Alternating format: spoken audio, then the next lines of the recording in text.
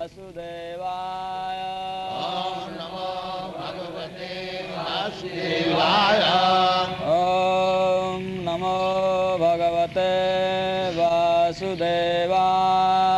Om Namo Bhagavate Vasudevaya. Kva aham Raja Prabhava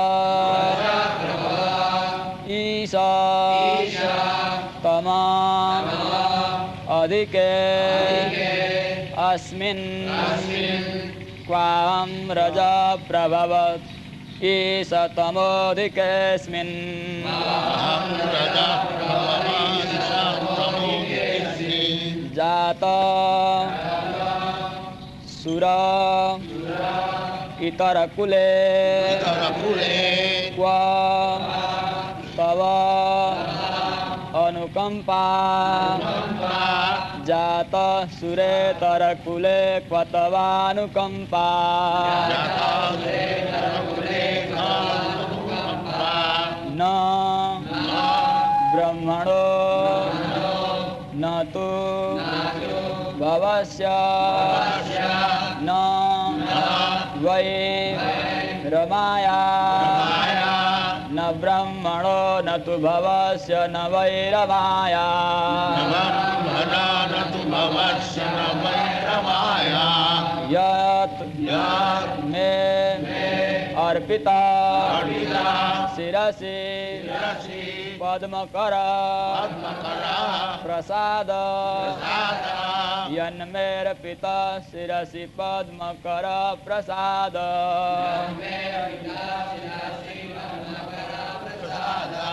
Kvam Raja Prabhava Isa Tamodhikesmin Vaham Raja Prabhava Isha Tamodhikesmin. Jata Sure Tarakule Kvatavanukampa Jata Sure Tarakule Kvatavanukampa. Na Brahmano Na tu Bhavasya Na Vairamaya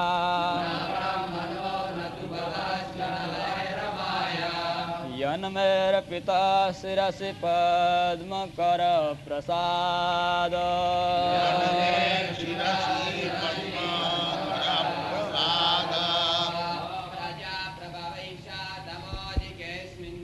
Vaham Raja Prabhava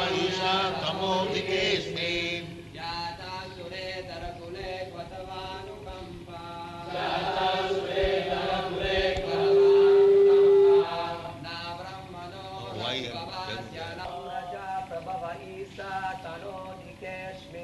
Vaham Raja Prabhava Isha Tamodhikesmin. Jata Sure Tarakule Kva Tavanukampa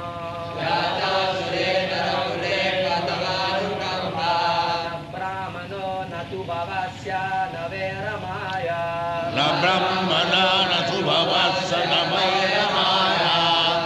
Arpita Sirasir Padmakara Prasada Jane Shirasi Padmakara Prasada. Vaham Raja Prabhava Isha Tamodhikesmin. When man existing, ahang, I am. Translation: O my Lord, the Supreme, what is my position?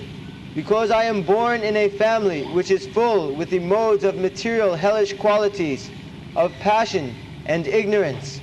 And what to speak of your causeless mercy, which was never offered to even Lord Brahma and Lord Shiva and the goddess of fortune Lakshmi, because you never put your lotus hand upon their heads, but you have done so on my head. Kahang Raja Prabhava Isha Tamodhikesmin. Jata Suretar Kule Katavanukampa. Na Brahmana Natu Bhavasya Navairamaya. Janmed Pita Sirasi Padmakara Prasada. This is the position. Prahlad Maharaj humbly submitting because he is Vaishnava. That what is my position? My position is that I am born of Rajastamagun.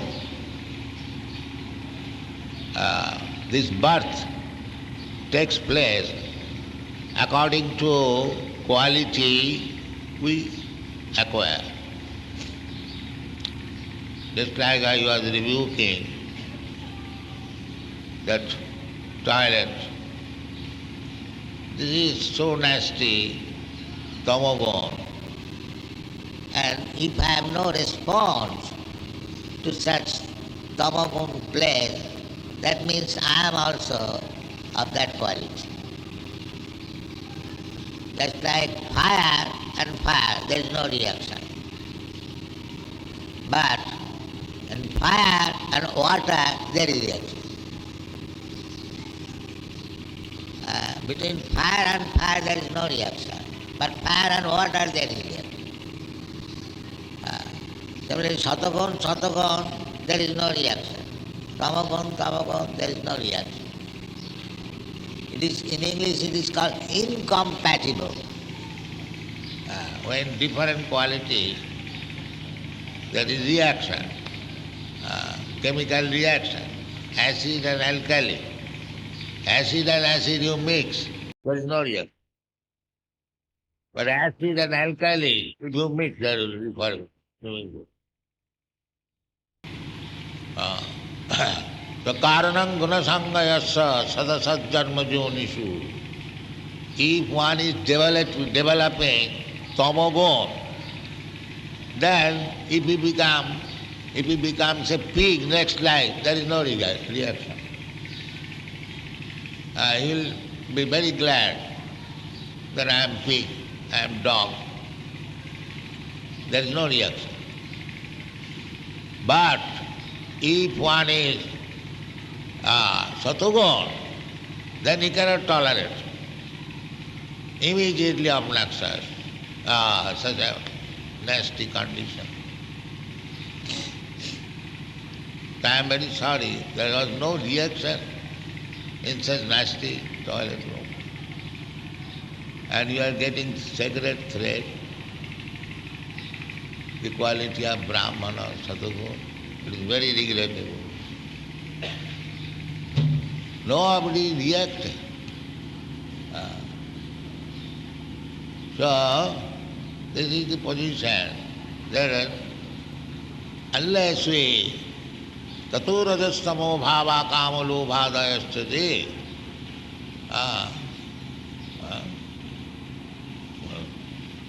cheta etai anavidya sthite satte prasidati. We have to cut down this rajagun tamagun, otherwise there is no improvement. If a person in Krishna consciousness is found, no reaction in rajagun tamagun, then he is a dull stone, it is not improving. It is simply show bottle. The show bottle will not help. Tato rajastamo bhava, this prescription is there. If one develops Krishna consciousness, then it is to be understood that he has surpassed Satagun, the Brahmanical qualification. Why we offer sacred thread to a person who is coming from very, very low family?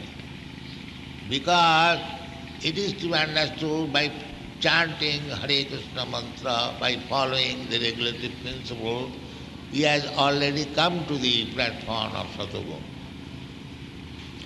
But if it is a false thing, there is no need of second initiation.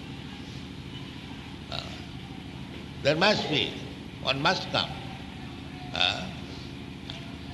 Our process is, don't do this, do this.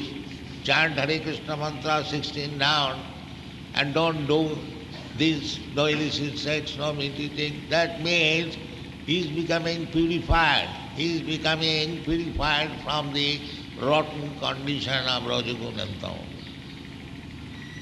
But if he does not, then there should be no second initiation. This should be the rule. So Prahlad Maharaj is claiming he is not neither in Rajagun, Tamagun, Satagun, he is Vaishnava, he is transcendental. Sagunan Samatitaitan Brahma Bhuyaya. He is on the Brahma Bhuta stage, on the spiritual platform.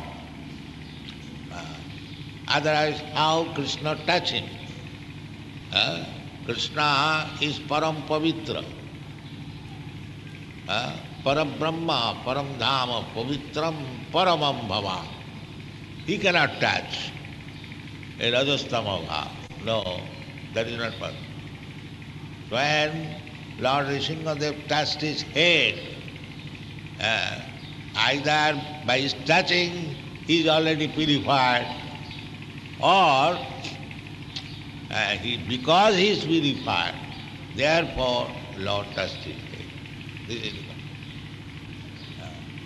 so he is purified, but as a Vaishnava he is placing himself in the platform of Rajastama.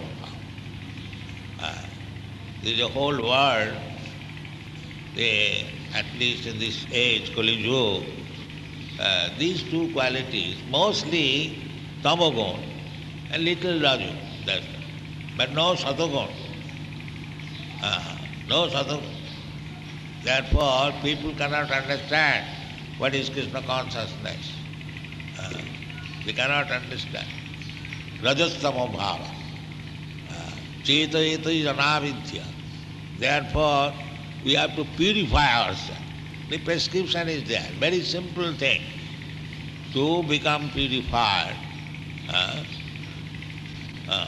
Chinnadana sakatha Krishna punna sravana kirtana.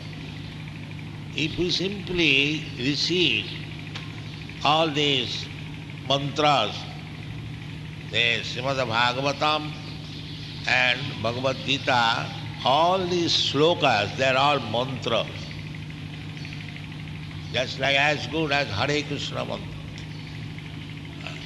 There is no difference.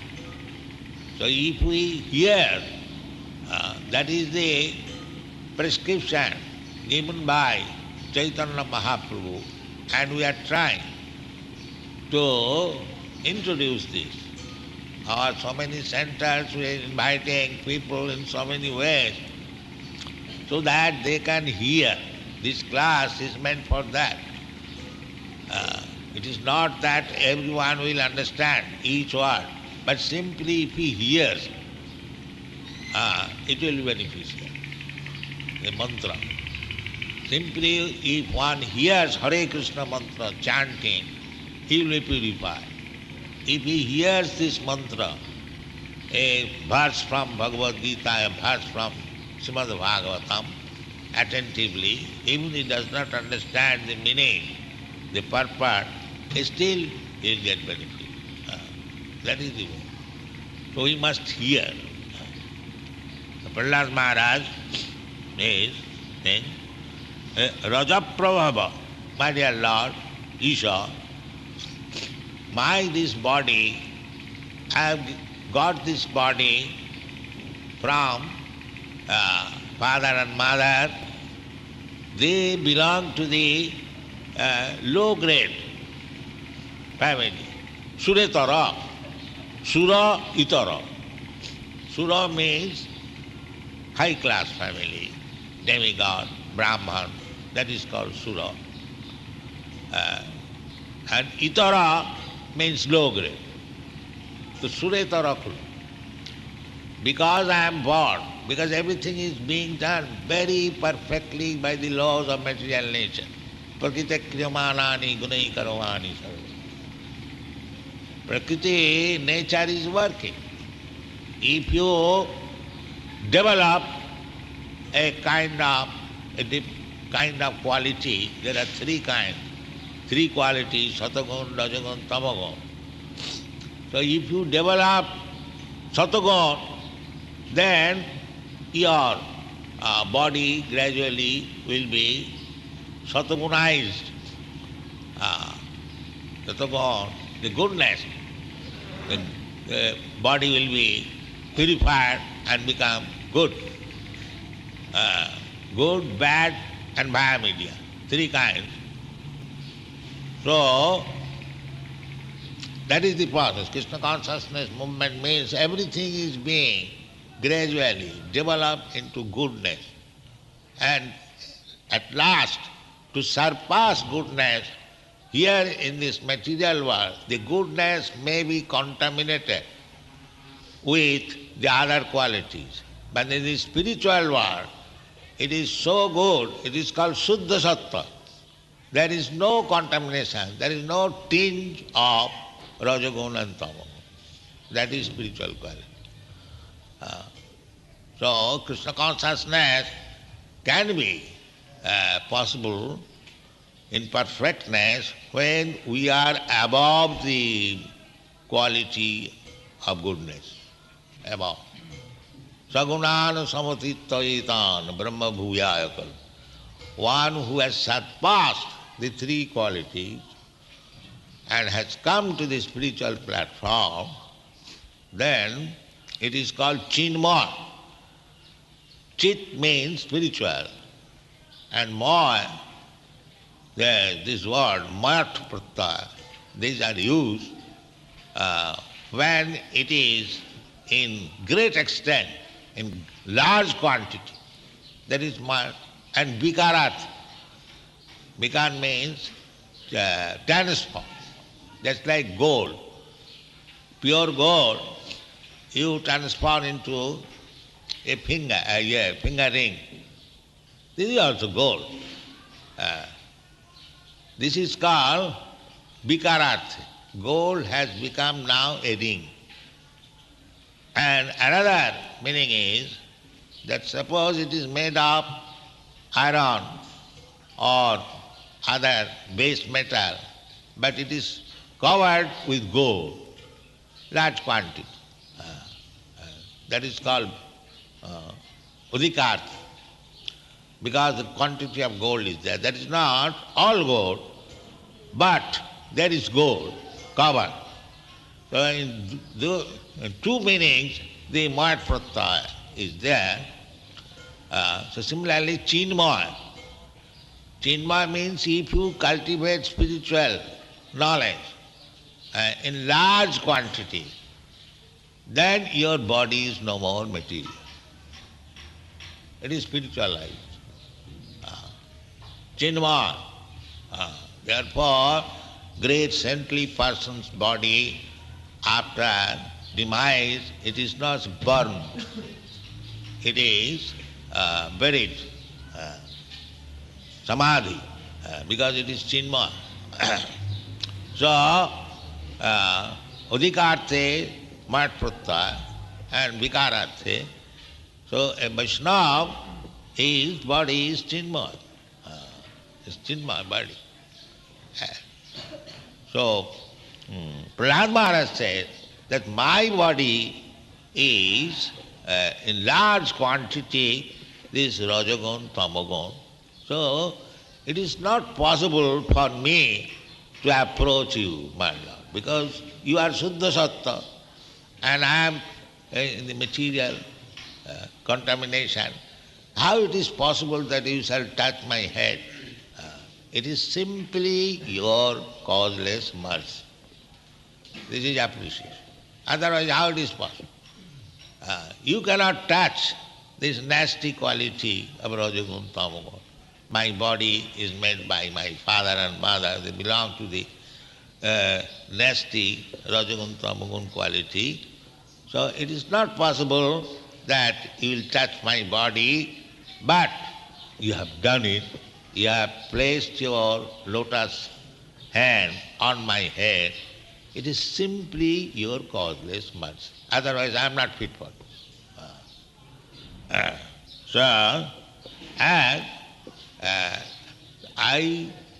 You are so merciful that this mercy you did not offer to Lord Brahma. Brahma is supposed to be the supreme creature within this material world. Brahma. He is the first created creature and he is called Swayambhu. He is not born of any material father and mother, but directly came through the lotus stem which is growing from the navel of Vishnu. So he is not ordinary person. He is not ordinary person. He is not, that way he is known as Swayambhu. We are not Swayambhu. We are begotten by father and grown up by mother. We are not self-sufficient. But Brahma is called Swayambhu because he is not born of any material father and mother. So he did not get this mercy. Although Brahma's position is so exalted, still, my Lord, he did not get this opportunity.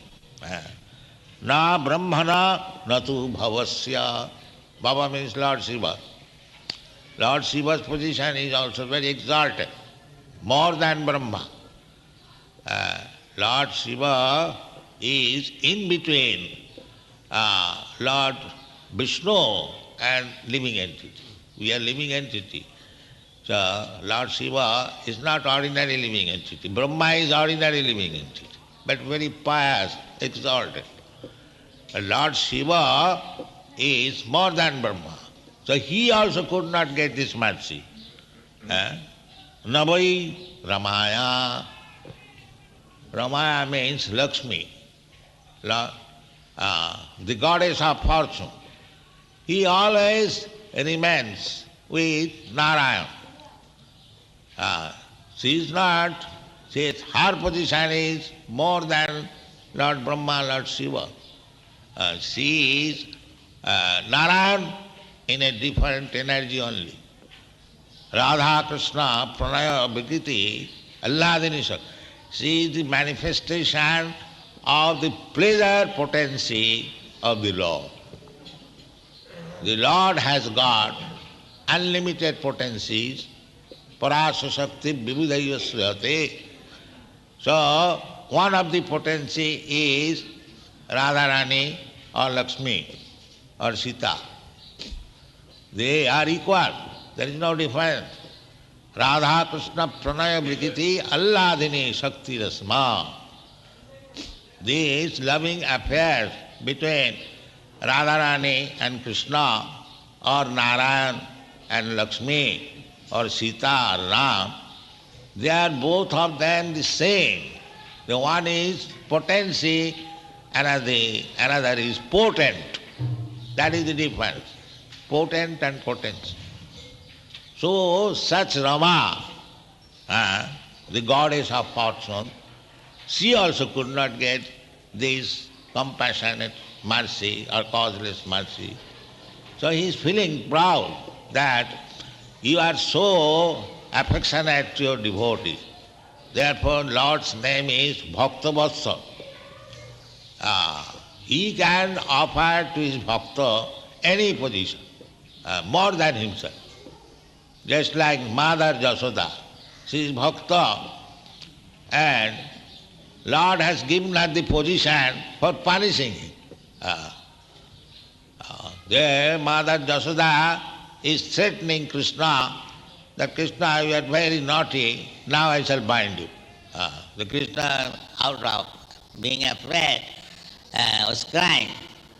So Krishna has given the position to the bhakta that you chastise me. I will accept. This is bhakta's position. This is Krishna's causeless mercy. He can do that. So Prahlad Maharaj is appreciating that I am worthless. I have no qualification. That should be the position of the bhaktas always. Never we should think that I have become a big bhakta. No. Chaitanya Charitamrita author says humbly, Puri ser ki chaite mui se loghishta. I am lower than the worm in the stool. Does it mean that he is actually? No. But he is feeling like that. An advanced devotee, they are always so humble and mean. They always think of himself as worthless. Still, the Lord is so kind and favorable, that is His causeless mercy. But I am not qualified. I am not worthy of this facility. This is the humbleness. Kahang rajas rajaprabhava isha tama udhikosmi. Not only I am influenced by Rajagun, but mostly 75% I am infested with tamu, udhika. Udhika means in larger quantity. And there is no question of satogun. Adhikasmi is jata. Otherwise, why I am born in this family? That is the test. Now they are by force, they are trying to be equal. Of course, in this age, everyone is Sudra. That is it.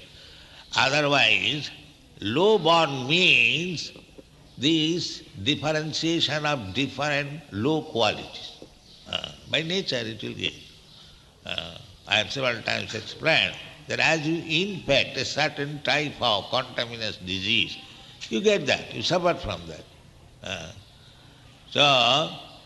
The Brahman, Kshatriya, Vaishya, Shudra, then Antaja, Chandala, and so many Kirata, Huna, Pulinda, Pukasa, Abhira, Sambha, Jadvana, so many low grade.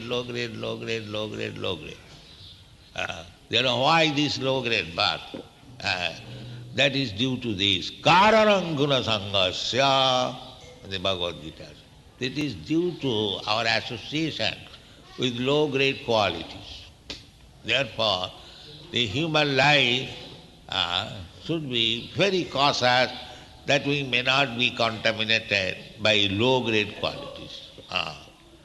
There are so many rules and regulations, but it is very, very difficult to follow.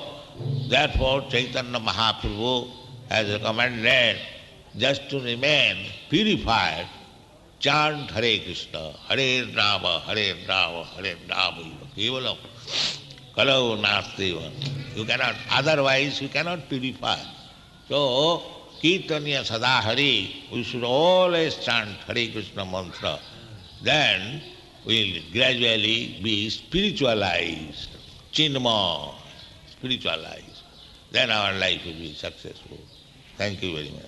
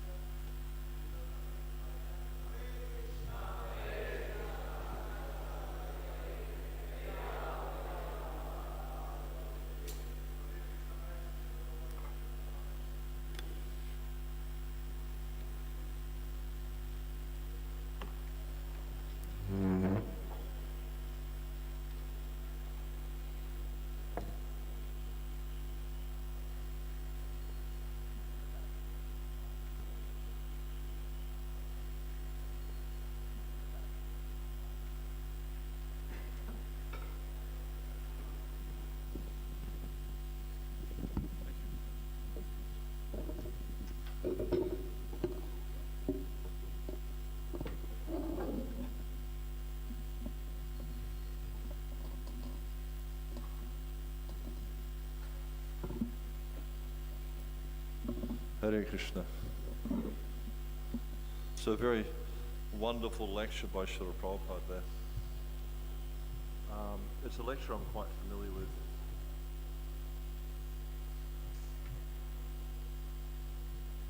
And Prabhupada makes quite a few very powerful points. And there's two in particular that I wanted to highlight. The first, of course, is when Prahlad Maharaj is speaking here, he's saying to Lord Nrsimhadev that I have no good qualities. Yeah? Why are you touching me? I'm so degraded. You know, even Lord Shiva, Lord Brahma, Lakshmi, you didn't put your hand on their head, but you're putting your hand on my head. I have no good qualities. And this is actually the mood of a Vaishnava, this point of humility. And Prabhupada brings this out in the beginning and at the end of his class. how important it is to develop humility. And of course, we know that Lord Chaitanya, in his Shikstastikam prayers, 8 very, very wonderful prayers by Lord Chaitanya, he said that if one becomes more tolerant a tree, that if one becomes more tolerant a tree, more humble than a blade of grass. And if you look at the tree, for instance, it's raining upon them. You go to other countries where it's freezing cold, there's snow, there's raining upon them. You go to other countries where it's freezing cold, there's snow, there's so many things like this. And the tree just tolerates. And so this is the mood Lord Chaitanya is inspiring us to, or guiding us to cultivate this mood of tolerance. No matter what happens in our life, we should tolerate. And sometimes smallest things. Who stole my copans? Yeah? Remember things. Who stole my copans? Yeah? Remember it was like living in the brahmachari ashram. Sometimes the simplest of things would upset devotees. But then, if you look at our situation in this material world, we have to deal with many, many very difficult situations. This will happen to all of us, especially as we age. When you get older, the body starts to break down. And sometimes this can be, for some of us, this can be very, very painful. But you have to tolerate. This was Krishna's instruction to Arjuna, tangs the tikshasha bharata. He says the non-permanent appearance of happiness and distress and their disappearance in due course of time are like the appearance and disappearance of summer and winter seasons. They arise from sense perception, and one has to learn to tolerate these without being disturbed. It's just like, I live in Australia, in the northern part of Australia, which is quite hot, not as hot as Delhi. And for me, like, hot weather is very nice. But if I go to the north part of Russia, then it's very cold there, and I find that very difficult to tolerate. And similarly, if someone from the northern part of Russia comes to a place like Australia or even to Delhi, they find it difficult to tolerate.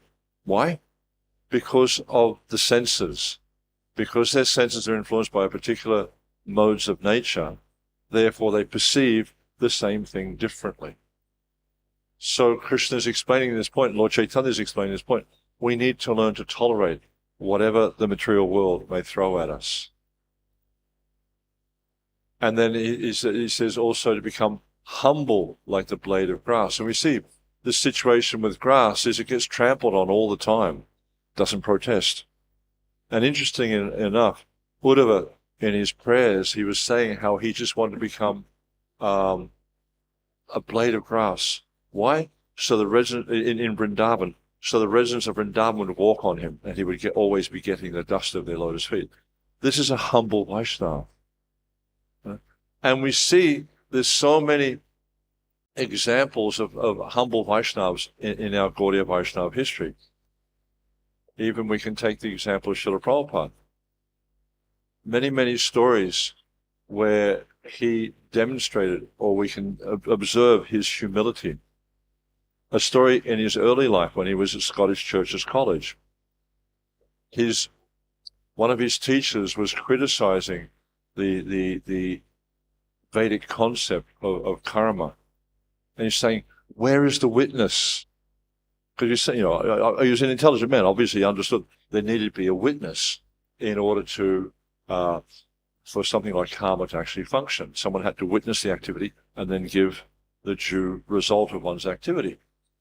And Srila Prabhupada, he said to his disciple, he said, I could have defeated him. I could have easily defeated him, but he was my superior, so I didn't say anything. And we see that. The same in the pastimes of Lord Chaitanya. When Lord Chaitanya arrived in Puri, and he was staying at the house of Sarvabhauma Bhattacharya. And then Sarvabhauma, because Lord Chaitanya was a young sannyasi, and he didn't know Vedanta. Or at least it appeared like he didn't know Vedanta. And so Sarvabhauma Bhattacharya said, I will instruct you in Vedanta. And Lord Chaitanya, because, Sarvabhauma Bhattacharya was older, he saw him as a superior. So therefore he accepted. And I can't remember, I think it was 9 days, 10 days, something like that. Sarvabhauma Bhattacharya was instructing him. And Lord Chaitanya said nothing. And he questioned Lord Chaitanya. He says, I've been teaching you for all these days, and you haven't asked any questions. Don't you understand Vedanta? And then so Lord Chaitanya, he could have immediately have said something to him, but he said, if you don't mind, I would like to make a comment. In a very, very respectful way. He said, can I respond? And then Sarvabhaumacharya, he gave his blessing. He said, I've been listening to you, he said, I understand Vedanta, but I've been listening to you for all these days, and I haven't understood a single word you said, because you're just confusing the Vedanta. You don't understand Vedanta. So there's so many, and I heard a story the other day. I was just in Vrindavan for 8-9 days for this 50th anniversary festival of the installation of Radha Shyama-Sundar. And for me, of course, the deity functions were very nice, but the nicest part of the festival for me was to hear Prabhupada's disciples share their remembrances of exchanges they had with Srila Prabhupada. And one of the devotees, Prabhupada would take his massage every day, sitting on the floor just outside the bathroom. And the marble was becoming discolored because of the oil. And so this devotee, I think it was Moksha Lakshmi Mataji, had been given the task of cleaning that. So she got some vim on the floor and she was scrubbing the floor, and the marble was coming clean. And then Prabhupada, at that time of day, he didn't normally go through that area. And so as she was cleaning, she heard the door sort of slowly open. And then Prabhupada, he sort of poked his head around the corner and he looked, may I come in? In such a humble kind of, it wasn't like I'm the Acharya, I'm walking through kind of thing, No, he didn't assume that he had the right to do anything. Like when they got the temple in Melbourne, and there's two buildings there in Melbourne. There's one they call Prabhupada House, which is the old building which was built by the millionaire who owned it, and then there was the other building which has become the temple room, and which was the major part of the school. And Prabhupada House, that's where Prabhupada stayed. And so when Madhavisa was showing him around, because they really spent a lot of time renovating this house and bringing it up to pristine condition, and then they were showing Prabhupada through the rooms. Essentially the whole top floor was for Prabhupada, and Prabhupada is just wandering through with this incredulous look on his face. Is all this is for me? He wasn't expecting anything. And the same when they built the temple in Vrindavan. The first building they built in Vrindavan was Prabhupada's house. That was the first building that was completed. And initially when they approached Prabhupada, he didn't want that. He didn't want a house for himself. He said, no, you build the temple for the deities. But I think it was Shyama-Sundar said to him, but we want to show the world how the spiritual master should be worshipped. And Prabhupada said, okay. Because of that, he was willing to accept. And I'm emphasizing these points because humility is a key to our progress in spiritual life. Without humility, we cannot progress in spiritual life. We cannot gain knowledge. This Prabhupada mentions, those string of verses, Amanita Amadam Vitman.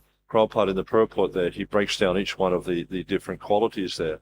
And he says humility is essential for knowledge. Without humility, you cannot gain knowledge. And so Lord Chaitanya, he further goes on, he says, Amanina Manadina, that to always respect everyone else, but not expect any respect for ourselves. And this can be a bit of a pitfall, especially after we've been practicing devotional service for a good number of years, sometimes 40, 50, 60 years. It can be a little bit of a pitfall, is that we expect that others will respect us.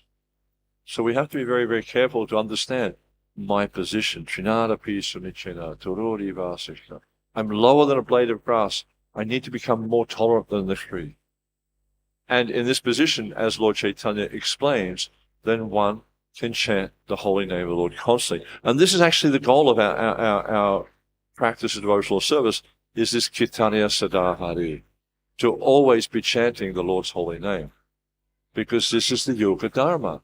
And if we're making progress in the path of devotional service, we find this Vasudeva Kata Ruchi, we actually start to develop this attachment for hearing about Krishna.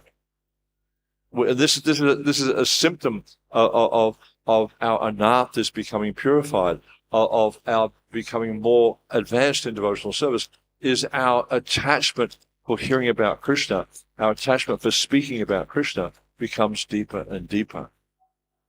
And you'll see with like I remember I was talking to someone about this the other day, just because I'm here in Delhi. I remember when we were in Mauritius for the installation of Krishna Balaram. I was very much involved in that festival, and I was there, preparing the temple, cleaning the deity rooms, getting all the paraphernalia rooms, the backup rooms ready, stuff like that, and then preparing the deities for the installation. And Gopal Krishna Maharaj was also there. And every day he was going out all day, from early in the morning to late at night, doing programs. He was doing 7-8 programs a day, just from one program to the next, all day long.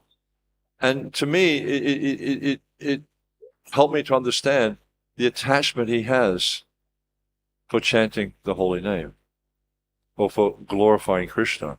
And you see, like some of these wonderful kirtaniyas we have in ISKCON, like you look at some like Madhava, or Govinda Maharaj, or Naranjan Swami. These devotees have a clear attachment for chanting the holy name.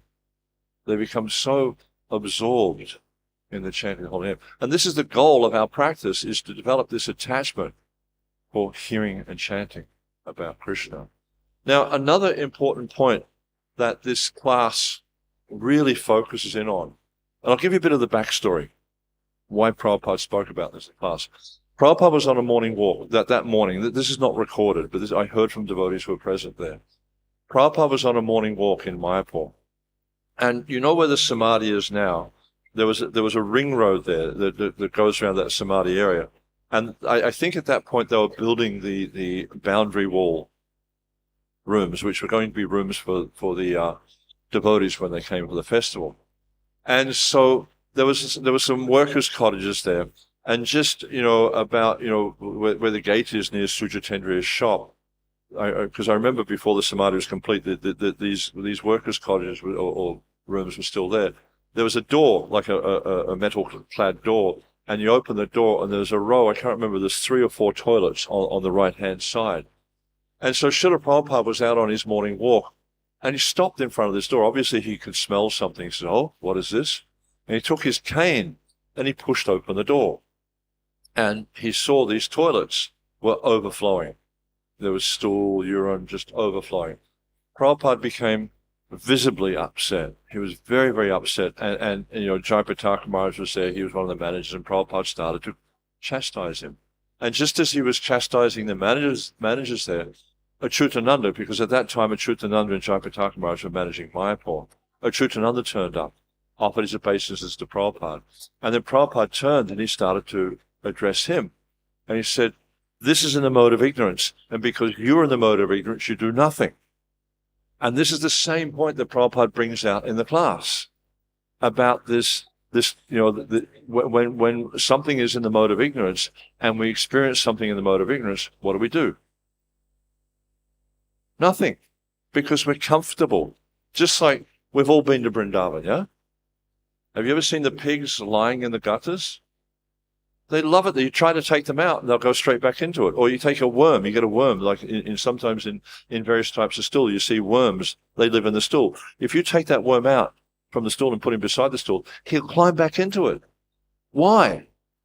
Because of the mode of nature, he's affected by it. And so this is the point that Prabhupada's making, is if we're not disturbed when we come upon things that are in the mode of passion or the mode of ignorance, then this is telling us what our mode is. This is telling us our condition. But because we're practicing Krishna consciousness, this cannot be our condition. If we're practicing Krishna consciousness, what's Krishna consciousness for? Why do we practice Krishna consciousness? We practice for transformation. And if our heart is not becoming transformed, it means there's something wrong with our practice. It's just like the same. We read the scriptures. What's the point of reading? The point of reading is transformation. And Prabhupada makes this point at the end of this lecture. He talks about, I'll just see if I can find it quickly. Very interesting point. Like he mentions here, Krishna conscious movement means everything is gradually being developed to goodness. So we have to see that through our practice that we are changing. We're giving up our attachment for material nature. We're becoming purified in our heart. And the thing is also, I mean, this, in the service I do, I travel around in ISKCON a lot and try to encourage devotees in deity worship.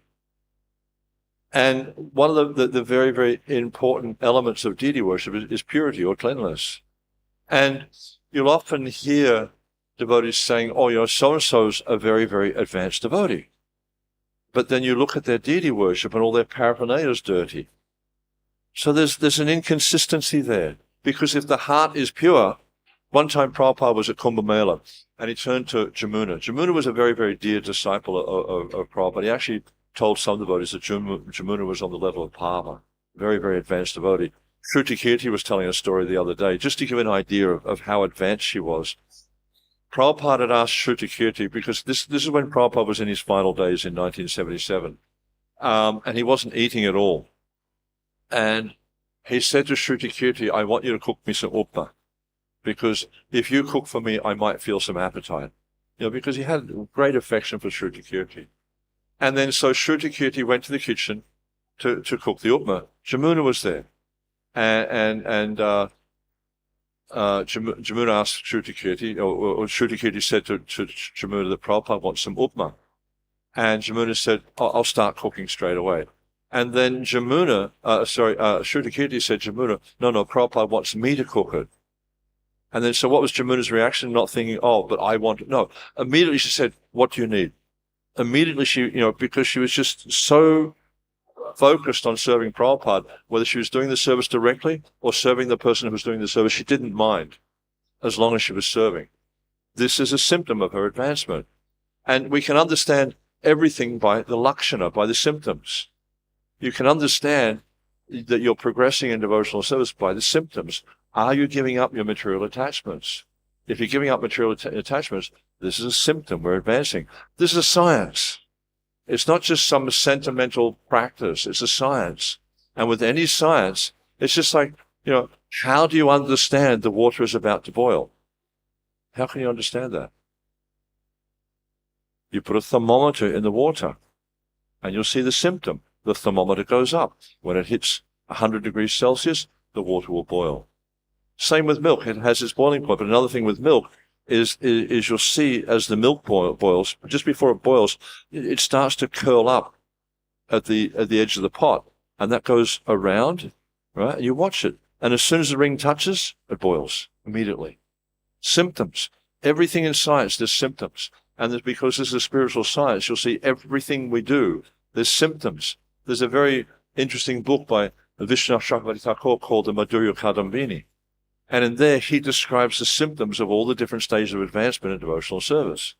So for one who's interested to understand where they are in devotional service, you can read this book and you can see the symptoms. And so this is they're also for our practice in devotional service, that as we're becoming purified, as we're removing the different anarthas, you'll see the symptoms. But if we're not removing the anarthas, then we have to understand that there's a problem with our practice. So we have to then analyze our practice and look at our practice. And of course, if we're not sufficiently advanced to analyze our own practice, and we approach senior devotees and ask for guidance, ask for input, and Prabhupada uses this word vikara, which is very, very important here. Vikara means transformation. If we're not being transformed, we have to analyze what's going on. What am I doing wrong? Because we see some devotees are very quickly transformed because their practice is very, very forceful, very, very, they apply themselves very, very diligently to the process of devotional service.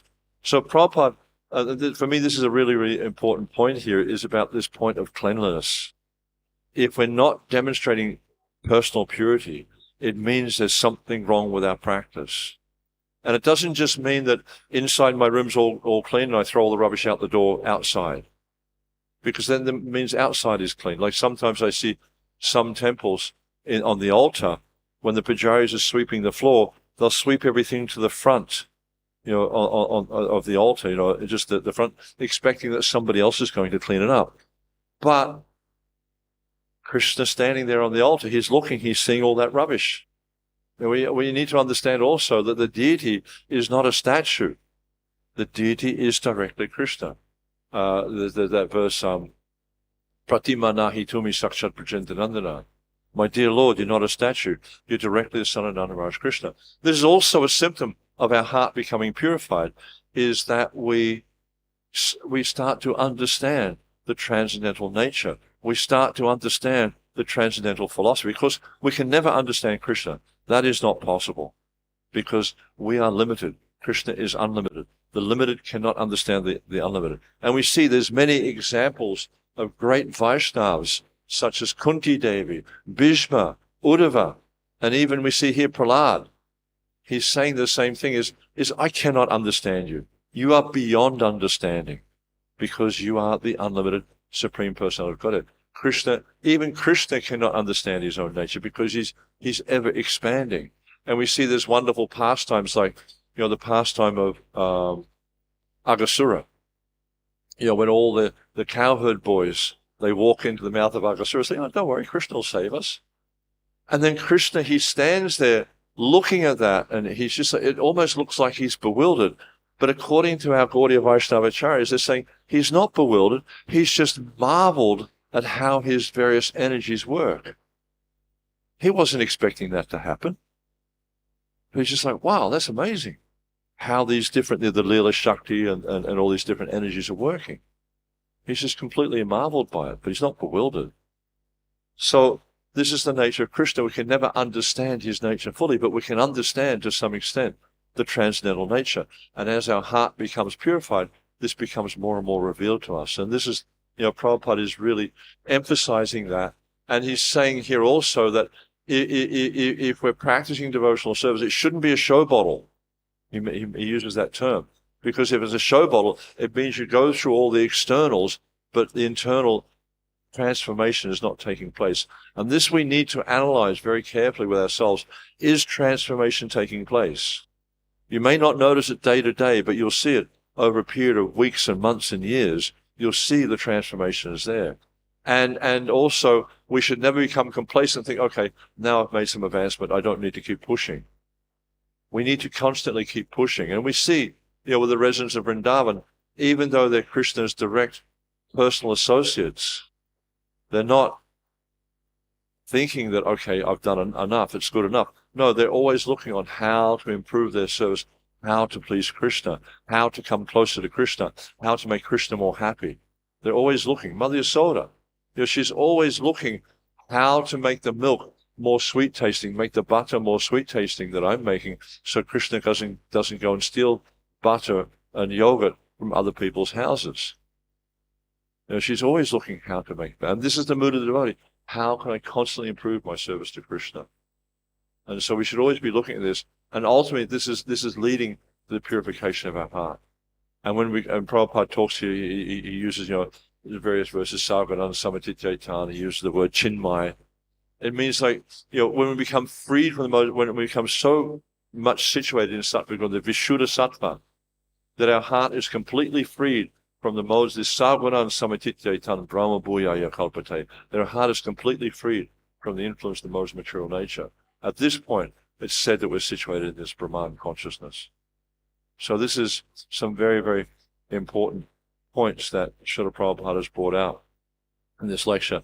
And this wonderful pastime of this toilet that he came upon, and he was very, very upset about it. I mean, the devotees who were there told me Prabhupada was really angry. He saw this and he just couldn't believe that in a place like Sridham Mayapur that this could be allowed to happen. And it's the same in all our temples. Srila Prabhupada wanted all the temples to be shiny like a new pin, to be spotlessly clean. There's one wonderful devotee in Hungary. His name is Shivaram Maharaj. I don't know if you're familiar with him or not. And his room in Budapest, everything is made of glass. The tables are made of glass. The stairs are made of glass. All the sort of partitions are made of glass. And the nice thing about that is glass, you have one fingerprint on it, you can see it. So it's all very, very clean, because you can see all the dirt on it. And Prabhupada also would say sometimes that the temple should be clean like glass. So every aspect, every nook and cranny, every corner in the temple should be spotlessly clean. So those who are managers, they have this responsibility. And this is one of the things that one of the managers in Mayapur, Prabhupada, really appreciated his management, because Mayapur, when he was the manager, was always spotlessly clean. And this is what Prabhupada wanted to see, that everything in the temple was spotlessly clean. Our rooms, our lockers, our bags, everything should be spotlessly clean. And the more we become habituated, the more we become attached to this standard of cleanliness, we can understand our heart has become purified.